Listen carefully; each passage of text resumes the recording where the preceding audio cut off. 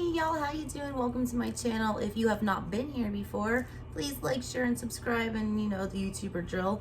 If you've not seen my tarot channel, hi.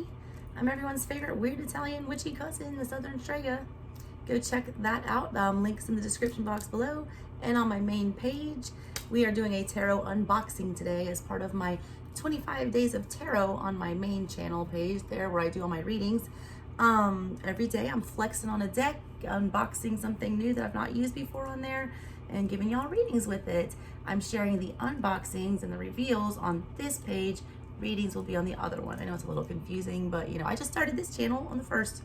So it's my little baby, my big boy, all right? My 33,000 subs, all right? That's on the other one, all right? Go check that one out. Anyways, let's get to today's unboxing, all right?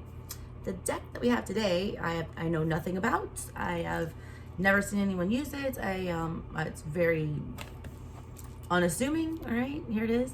It's the Manuscript of Initiations Tarot. It looks like marrow. It looks like the pie symbol. I don't know what the symbol is for that. There's the back of the box. Standard typical cardboard box. If you've watched my other unboxings or my channel, you know that my baby will destroy this within a day or two. So I do like to keep these in something else where they won't get destroyed. Anything that I have in these kind of boxes, it's like done for. All right, let's see. This does not want to open. My trusty little witchy knife here. Every witch needs a good blade. All right, let's unbox this baby and see what's going on. There's a little story on the back that I have not read yet, so these are my fresh eyes on this deck as well as yours. I have no idea why I picked this when I did my massive order for my plans to do this unboxing thing. All right, it says the Manuscript of Initiations Tarotis. It's random. It does say that, all right? Not tarot. The Manuscript of Initiations Tarotis. Inspired by the European and Middle Eastern manuscripts, Book of Illumination, Book of Kings, Holy Bible, Quran, Psalters. That's Psalters. I have no idea what that is. All right, there's a whole bunch of stuff I'm gonna have to Google now after this reading, okay? Because the whole point of what I started this channel for is to educate and to learn from each other, because I am no means an expert in anything. All right, nobody is. We're always continuously learning, always. All right, anyways, it says, yeah, Psalters, botanical and alchemical tractates, Book of Creation, bestiaries, astrological and magical manuscripts, all these sources that interfered or coherently influenced each other were taken as a basis. That's a whole lot of things to pull from. But you know that I live for decks like that. If you watch my channel, I do a lot of ancestral lineage. I do like to blend cultures and ideologies together. I don't think any of them have it right. I think they all have it a little bit right and a lot bit wrong with respects to organized religion. Let's see, it says the image as a representation of an archetype or an abstract system of thought travels through time and cultures and transforms itself, absorbing the local concepts. So basically it's like the energy is on a world tour, and wherever it lands, it's going to manifest in that way. So that sounds kind of cool. Can't wait to see what these look like. It says, we wanted to explore all these different connections and observe the layers of hidden meanings. Manuscript art was a sophisticated, labor-intensive, symbolic game for both reader and scribe. The last one often swiped existing symbols and appropriated them for new ones. So this kind of interaction continually developed through the ages and influenced the appearance of the tarot as we know it today. Thus, our goal was to reconstruct a relationship between these visual currents and open for the viewer a limitless perspective on divination and mysticism. All right, I'm feeling it right now. I'm feeling good about it, because the whole reason that I use different decks and, I channel art, and that's what I read on my channel, that's why, all right? I like to get different meanings. If you're just using the same damn, Rider Waite every day, you're not going to get, different adjectives or different nuances of that energy, or, different understandings of it, okay? Most people will stop at the Biddy Tarot meanings. If y'all are reading off Biddy Tarot and that's where you're getting your, definitions of the cards, you're doing yourself, an injustice there. You really need to be coming up with your own feels for what those are. And I do encourage using different decks that have great art on them. Like take for the Three of Swords example, every deck that I have has a different Three of Swords with a different picture. It's different stages of the grief. It's different stages of the pain. All right, so that, you know, take that as just a little witch tip there. So anyways, I guess they're trying to blend all these cultures and, you know, change your viewpoint on the tarot is what it sounds like. It's a very unassuming box, all right? Nothing to write home about. A little fleur-de-lis action going on there. It does not say who the author is. Let's see if there's a guidebook in here. It looks like there is. Looks like one of those little standard ones that come in these decks. All right. The cards are real thin. They're not real sturdy.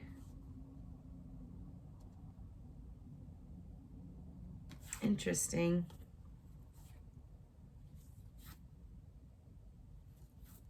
They look very ancient. Oh my God, there's such tiny writing on these. I'm never gonna be able to read that. Jesus. All right, well, there's the backing.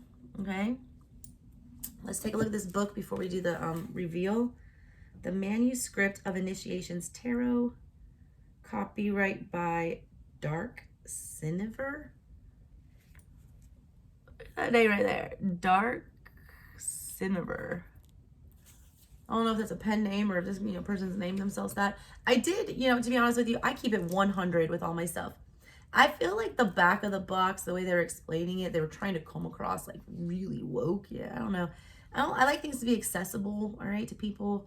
I don't like people to like overly complicate things or, you know, try to make it more profound than it is. I feel like you should, you know, state your point very simply, whatever. I felt like they were being a little superfluous on the back of the box there with their wording and wordage, verbiage. All right, yeah, let's take a look at this book.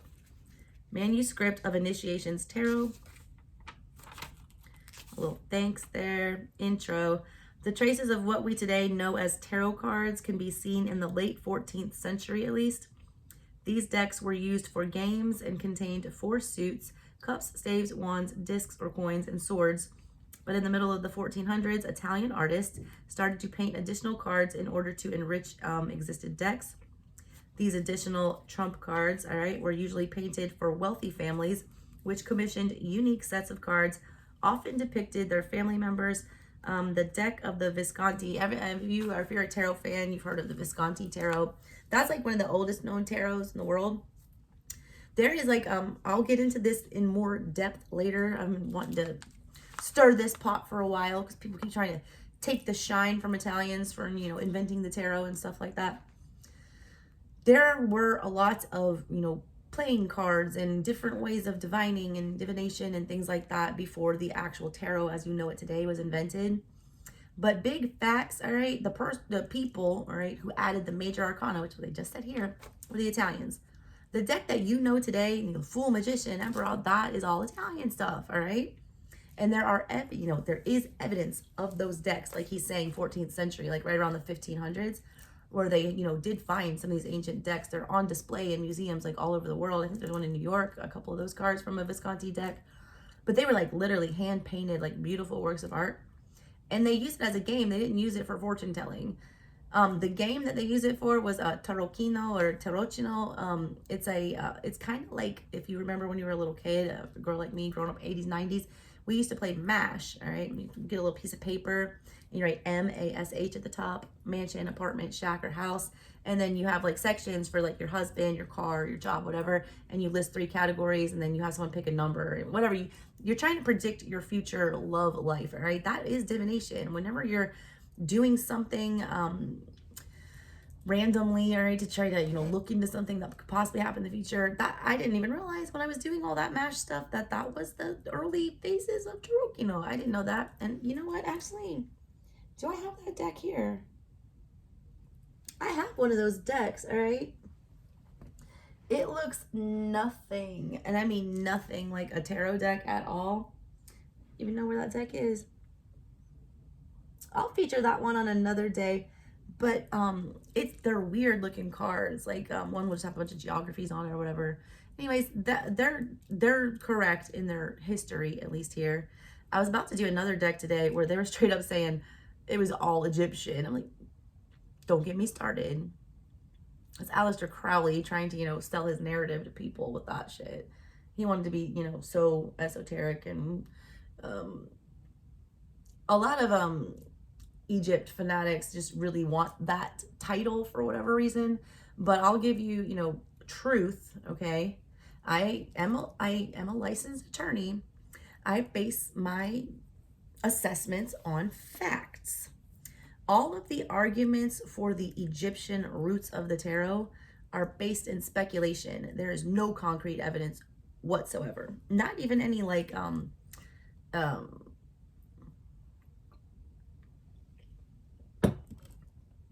not even really any circumstantial evidence, honestly. It's just a bunch of people, taking leaps, trying to make puzzle pieces fit. There's hard evidence about the Italian tarots. There's actual decks that they found from the 1500s. There's actual, accounts of when they created these, major arcana and things like that. It's historical, it's factual, it's based in evidence, not speculation. All right. So you make up your mind as you will. Research it on your own as well. Don't just take my word for it. Don't ever do that with anybody. Always, do your own research. All right. But I have researched this extensively. And there's no concrete proof, all right, that tarot cards came from Egypt. None, not even close. Same with the gypsies. Gypsies did have them, traveled around with them, but there's no evidence that they were the ones who invented them, okay? What else does it say in here? Talking about the chunk cards. You have Visconti family of Milan. Let's see. Customized cards were something only privileged few could afford during several centuries until the printing press began appearing on the scene. They never reached the general public. They were not accessible. So the fact that we can go buy these for $5 is kind of amazing. It said by the 18th century, so that's a long time after, all right? 14th century is the first evidence of a tarot deck in Italy and anywhere in the world, by the way. There are no other tarot decks before that one that have been found. Facts, okay? So 14th century, they find the first, tarot deck that they assume is, and then 18th century is when people start assigning the meanings that we know today to these cards. It says 18th century people were beginning to give a particular meaning to each card and even offer suggestions as to how they could be laid out for divinatory purposes. So they were designing spreads, all right, and assigning meanings. And then 1781, a former Protestant minister, Antoine Court de Gabelin, published a complex analysis of the tarot where he derived roots of tarot symbolism from the esoteric knowledge of Egyptian priests. See, this is where things start getting dicey with the Egyptian-Italian argument with all that stuff. People were really stretching it, right? Trying to make it fit. A lot of Egyptologists, and there's a big Egyptian, craze. People pretty much thought, Egyptians were the end all be all. They were responsible for everything that's ever been done. They are responsible for a lot. They're an amazing civilization, but they don't own the tarot. Italy's taken that one home. Thank you very much. Strega says it too.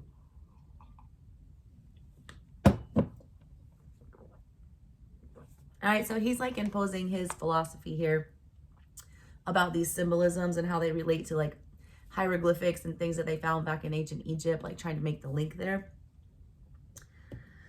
Let's see, it says Dr. Gebelin went on to, hold on a second. He published that complex analysis. He derived the roots of the tarot symbolism from esoteric knowledge of Egyptian priests. Dr. Gebelin went on to explain that this ancient occult knowledge had been carried to Rome and revealed to the Catholic Church as the popes who wanted to keep this arcane knowledge secret. In his essay, the chapter on tarot meanings explains the detailed symbolism of tarot artwork and connects it to legends of Isis, Osiris, and other Egyptian gods. By the early 19th century, playing cards decks like the Marseille Tarot were being produced with artwork specifically based on de Gebelin's analysis. In 1791, Jean-Baptiste Aliénet, a French occultist, released the first tarot deck designed specifically for divinatory purposes. All right, there's the first one. All right, that is used for what we use it for today. And that was not until 1791. And that was a French occultist that released it. All right, so the actual full version, kind of what we use, it's not just for playing parlor games or entertainment. A few years earlier, he had responded to de Gobelins' work with a treatise of his own, a book explaining how one could use the tarot for divination. As occult interest in the tarot expanded, it became more associated with the Kabbalah. And, there's people make arguments for that, it was rooted in the Kabbalah. It was rooted in the Book of the Dead. It was rooted in the Book of Thoth. It was, rooted with the Egyptians, and then straight up Italian, or it's rooted in, papal, Catholic conspiracy, whatever.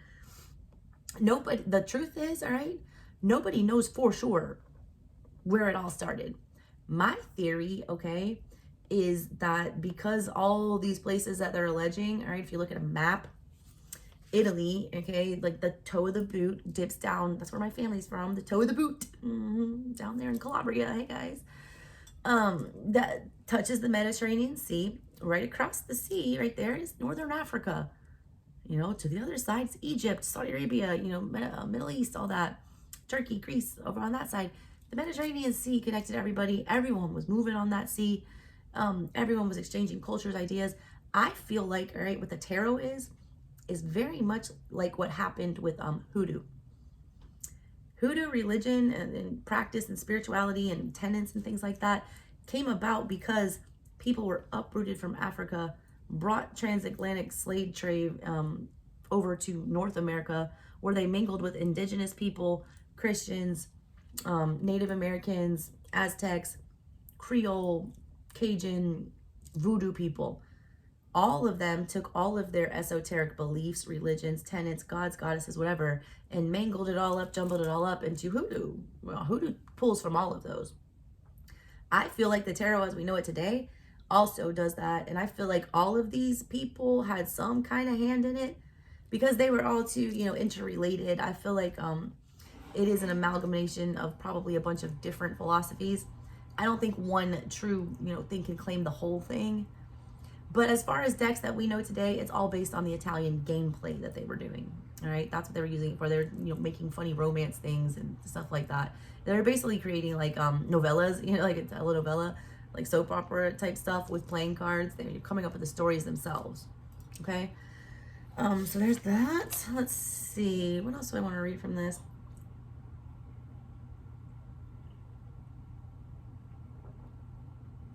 Yeah, he was talking about I was rooted in the Kabbalah. Yeah, the Kabbalah and the secrets of the Hermetic mysticism. By the end of the Victorian era, occultism and spiritualism had become popular for bored upper-class families. That's funny. Of course, the bored white, rich white people are going to, culturally appropriate the stuff that the poors were doing. Or, the minorities. They love to do that. Rock and roll. Rock and roll was invented by a black man. I'm just going to go ahead and say that. James Brown. Facts. Chuck Berry. All right.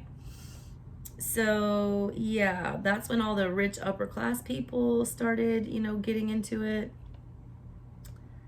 Of course, they ruin everything. That's when it becomes bastardized and only used to predict for love relationships and probably gaining more wealth instead of the spiritual, esoteric, occult, purposes it was used for otherwise. Except the Italians, they work, they were just using it for fun at the beginning with the tarot, all right, so there's that. It was talking about it was not uncommon to attend a house party and find a tarot session taking place. Well, isn't that fun? All right, why don't we do that anymore? Why don't we just have a tarot reader set up in the corner? So that was like a thing. That's like after the Vietnam Wars. That's like 70s, all right? That's random. I never knew that. I didn't know it was like so mainstream that like people would set up a party and do it. So that's good to know, all right?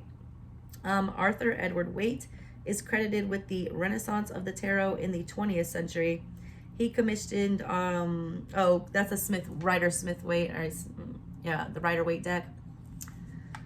That's the one everybody knows. That's the most famous one. That's the, you know, that's the one.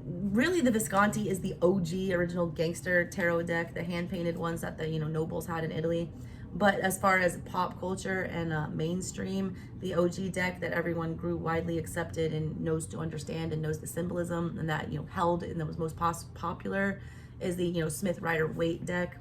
That's, you know, the traditional one that you always see.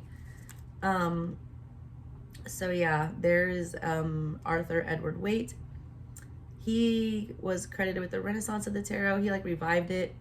He commissioned Pamela Coleman Smith to create what he called the Rectified Tarot, created by a member of secret societies, also known as the Revered Mystic.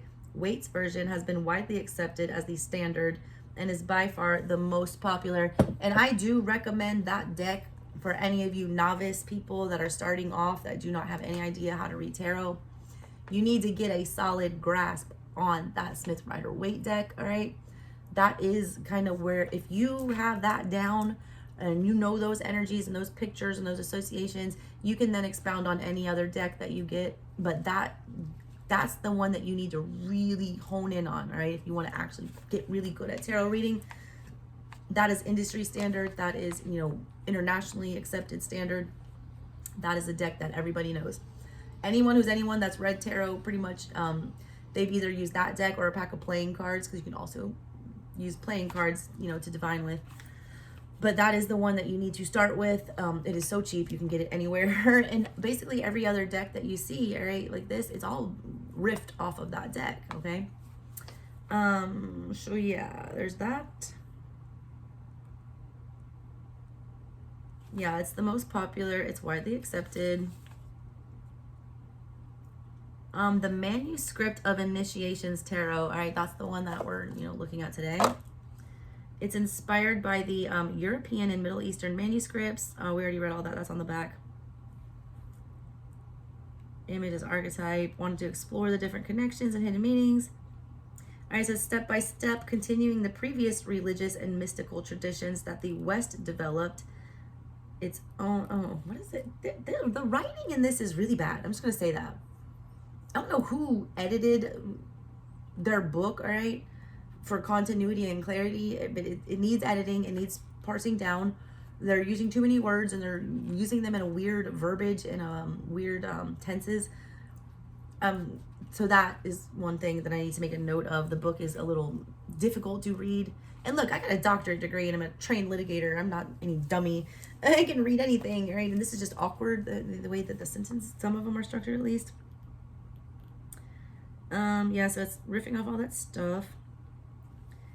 It says, we wanted to explore all these different connections and observe the layers of the hidden meanings. That's when they're talking, you know, about all of those, the Bible and the manuscripts and the Quran and all those things that they're riffing off of, going around the world and getting in those tarot energies in their home environment. That's exploring the different connections. And, you know, it's kind of like synastries, all right, when planets have communications with each other in your birth chart.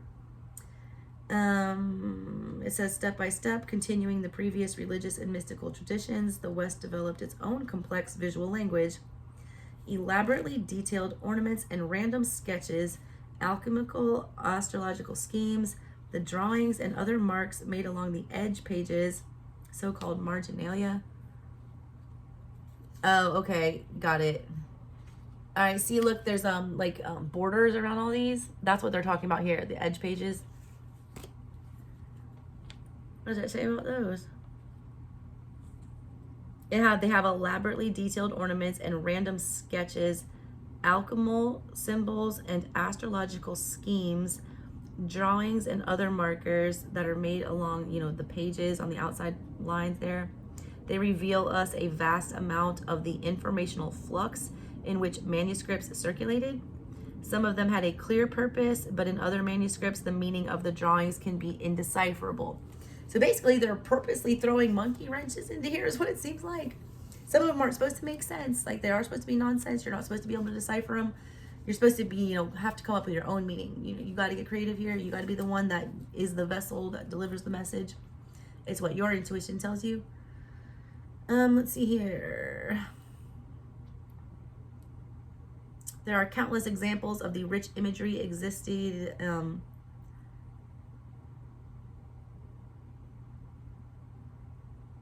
see, like, I'm not crazy. I'm rereading these sentences. I'm like, am I too tired?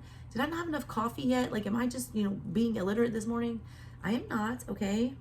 It says, there are countless examples of the rich imagery existed in the works of this period. It should be like, that existed in the works of this period, or something like. It's just not. They keep leaving out words, or like, it's starting to frustrate me. I'm a big grammar nerd, a psycho, all right, about editing and proofreading and grammar. And if you're publishing something and putting it out to the general public, like, it's got to be accessible. It's got to be like tarot for dummies. You can't be way over people's head, especially when you're just giving them like a small little box like this without a large instruction book. Yeah, so there are countless examples of the rich imagery existed in the works of this period. Rabbits decapitating peasants. Jesus, that took a turn. What the fuck did that come from? Monkeys playing the bagpipes, snails fighting with knights, naked bishops, strangely shaped alchemical vessels, liquid bubbling substances, and human-animal hybrids that seem to defy categorization. Manuscript art was a sophisticated, labor-intensive, symbolic game for both reader and scribe. The last one often swiped existing symbols and appropriated them for new ones. Thus, our goal was to reconnect a relationship between these visual currents and open for the viewer a limitless perspective on the divination. That's all the stuff that we already read. But then this is like my big beef with these decks, okay? If you're gonna put this like elaborate, harebrained scheme about all this detail and this symbolism and these, crazy cultures and all these things that you're pulling from, that you're wanting people to, pick up on and stuff like that. But then you don't say anything about it in here to give them the reference to go find what it is that you're trying to, show them. Then it's pointless, all right? It's all lost. It's like it's a wash. So that makes me mad, all right? If they're going to be in this deep whatever about how, profound this deck is and all these crazy symbolism, but then they don't even have a guide for what the symbols mean. It's pointless. No one's going to learn your symbolism. No one's going to, get the lesson that you want from this. I don't like that, all right?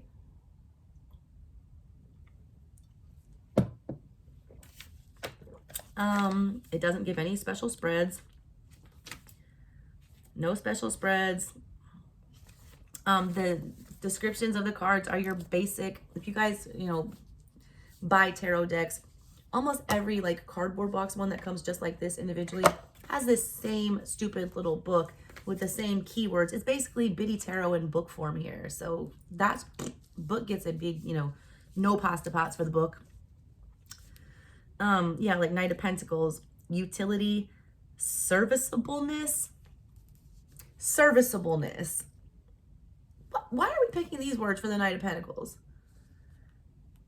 Interest, rectitude, responsibility, and then it says reversed, all right? Inertia, idleness, repose of that kind, stagnation, also discouragement and carelessness. It's like they just got out a thesaurus and like try to find big words, and that's going to make this deck seem more profound. I'm already like not into this deck that much, to be honest with you. I think they're trying to be something, it's like I get what they're trying to do here, but if you're going to make that grandiose announcement, all right, that you're bringing together all these mighty cultures like Egypt and Greece and the traditional tarot and all that stuff, but then you make no mention of it whatsoever in your book, you just have these like random pictures, like this doesn't really tell me a whole lot, all right? There's two rabbits up there doing some stuff. There's a whatever with a wand. Okay, I am an art reader and a channeler. I will look at these, and I've not seen the pictures yet, so I'm not going to judge it yet. But as far as like book sucks, outside deck, boring, all right, tells you nothing about it. It doesn't even look like it says the word tarot on the front. It looks like marrow. I feel like they're just trying to, this is like Aleister Crowley energy. Y'all, Crowley was a narcissist. I'm just going to say it. Everyone worships that. Like a lot of people in the occult, worship that man, think that he is like the end all be all. I have the Thoth Tarot. It's what it is, what it is. It's like whatever. It's okay. I just feel like he had an agenda. I don't know why. I'm not gonna sit here and go into a Crowley, spiel or whatever. But he, to me, all right, wanted to seem like the all-knowing, all woke. I'm the best spiritualist. Like that is off-putting to me. I have a lot of hard time with a lot of masculine energy, dealing with witchcraft, things like that. Not to say that they can't, all right? But when they get in that position of telling us what's true and false, and like not allowing us, I don't know.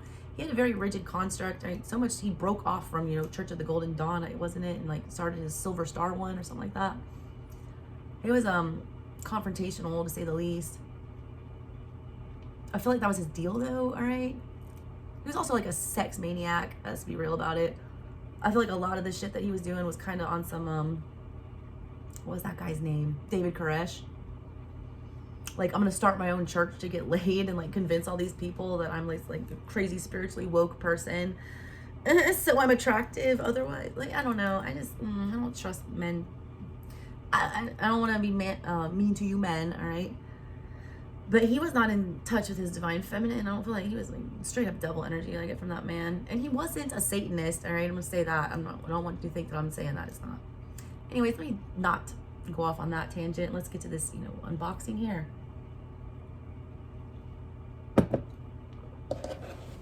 They're talking a big game and they're not, you know, walking it here. Big, broad concept, execution. I'm not seeing it right now. And not only that, this deck is like cheap deck, all right? These cards are basically pieces of paper. All right, let's do the run through. We got the major arcana first. There is the Fool. You know what? I always do this. I'm not gonna hold that deck there because it'll take forever. All right. Like here's the other thing too. Like there's the Magician. There's all this like writing on the side, but it's illegible and you can't read it. Like, what's the point of having it there if it doesn't have any hidden meaning? I have, you know, decks that have small things written in them that you can decipher if you take a picture, blow it up on your phone. It's there. If you're gonna wave it in front of our face and not give us any way to access it, like I'm already frustrated because I don't know what to do with that. Like, what do you do with that? It's not giving me a whole lot there. All right, there we go. High Priestess. Again, like that looks like a whole ass story down there that I want to read. I feel like all this is going to do is to make me ask a whole lot of other questions and have a bunch of unanswered ones when I'm done using this. And I get frustrated, all right, not being able to get the clues I need to go research. I don't like obscure decks that have no explanation. Like, what do we do with that? Anyways, High Priestess. Empress. Emperor. They are pretty, all right? I'm going to give it that. I do like the art. I don't have any decks that look anything like this. It is very unique. I will give it that. I just wish that there was like a better explanation for all this. Hierophant. Lovers. Again, paragraphs and paragraphs that I want to read. I don't know if I can even make that out. I feel like I can. I'm gonna have to take a picture with my phone though and like blow it up. So like when you're doing a reading, how do you deal with that? Especially if you're like reading live on camera or something. So as far as usability in a live context for a YouTube channel, I don't see this, you know, paying off all that much. All right, there's Justice. Hermit. Wheel. La Rota. Strength. Forza. The Hanged Man. Death.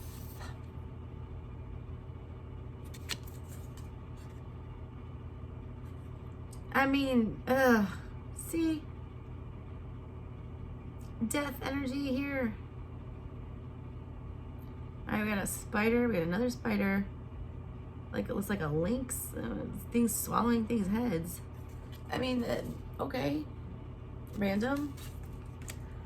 Maybe I just need to spend some more time with this deck to, you know, try to understand it better. I feel like if I can read these words, it might work out better for me. Temperance.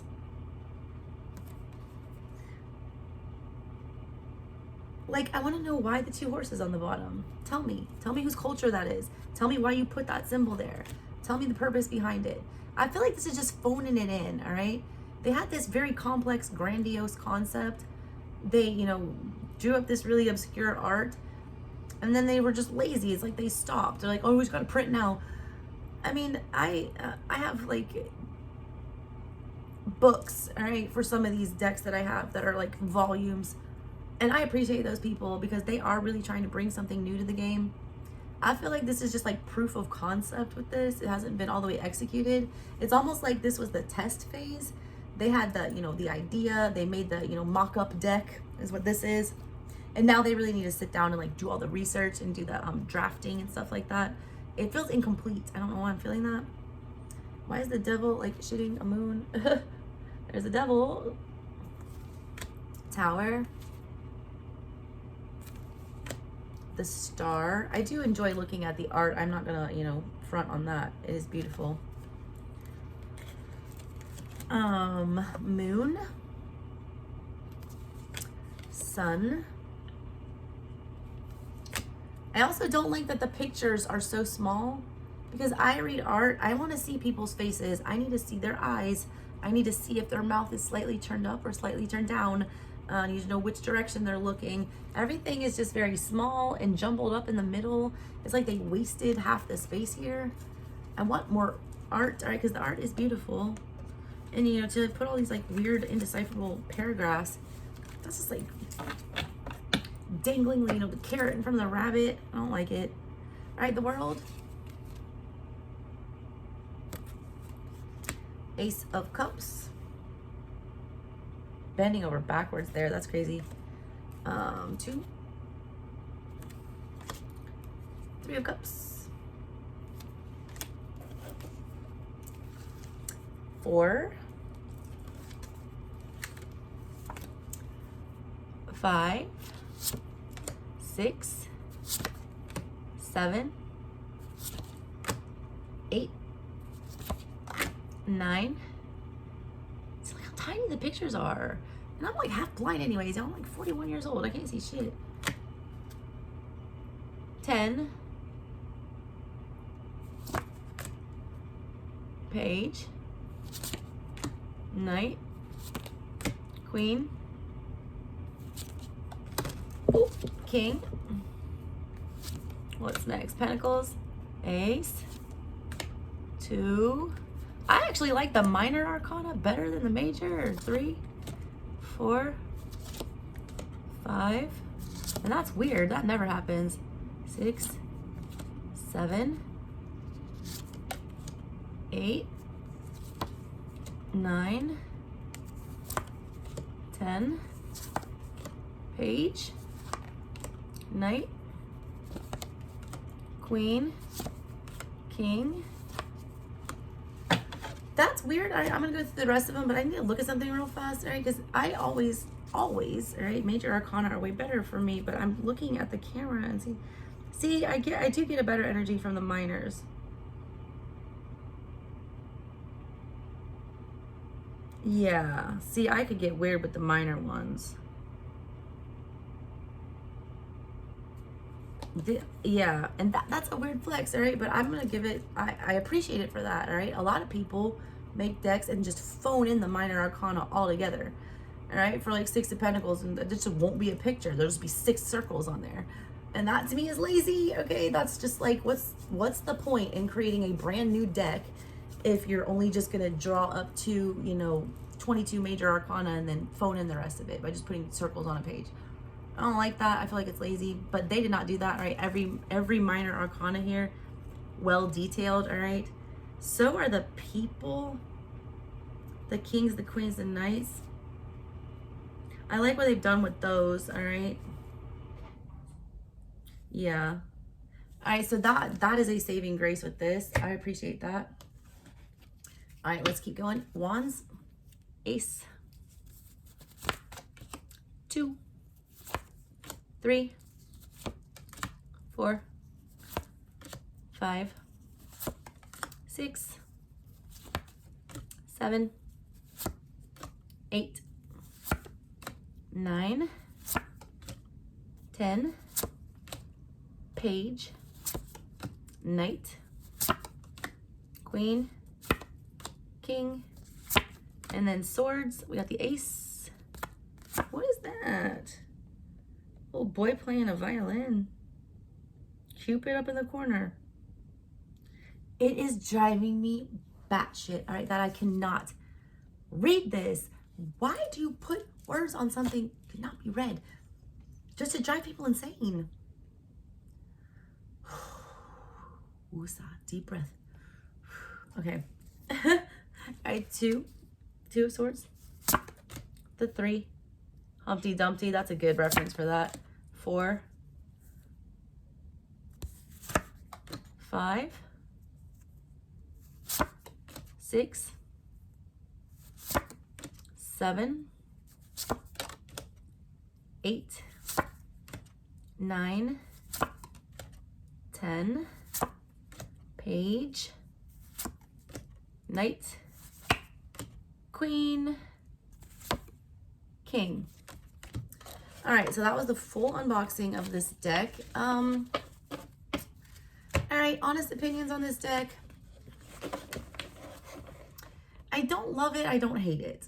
I'm kind of having mixed emotions about it. I think I'm gonna have to work with this one more to give you like a really good opinion on it. It's definitely intriguing, all right? I wanna get my magnifying glass out. I wanna start taking pictures and zooming in on these things and see if I can decipher some of the wording. I feel like that might either make or break this deck for me. If I can read all this wording here, I'll like it, all right? It's gonna make me work for it. It's gonna make me do my research. If I cannot, if it's just indecipherable, all of it, I'm gonna be pissed. I don't like the card quality. It's very cheap. I can tell it feels very rushed, all right? Great concept, big vision here, but then like, where's all the follow through? If you claim to know all these things and like have combined, I need to know where your facts are. I need to cite your sources, please, so we can all learn. All right, that's the purpose of divination and divinatory things and sharing esoteric beliefs, is to educate and to advance. Okay, and I'm not. It's like you give me the book, but I don't know how to read. It's like, what's the point? Just set the book on fire. Might as well. All right. So I'm kind of get from that. I'm going to reserve giving my pasta pot rating for this one until I can figure out whether or not I can read these, small fine print. So this one remains TBD. I am going to do a reading with it today on my channel for the collective. I'll probably just do like a general energy check-in because I'm just like tired as hell. All right. So that's what I got for you guys today. The Manuscript of Initiations, random one, never heard of it. Little confused, to be honest. Don't really know where to go with this one. Have no idea what kind of spread I'm going to do with this. They don't give any suggestions. I hate that. All right. If you're going to come out with a brand new deck, like come out with a brand new spread. Show us your intention here. All right, guys. Anyways, tune in later on. Catch me when I get on here. I'm going to be like posting a whole lot of content in December on both channels. So make sure you're subscribed to both. Thanks for coming and listening to me rant about random shit. Love you. See you next time. Bye, guys.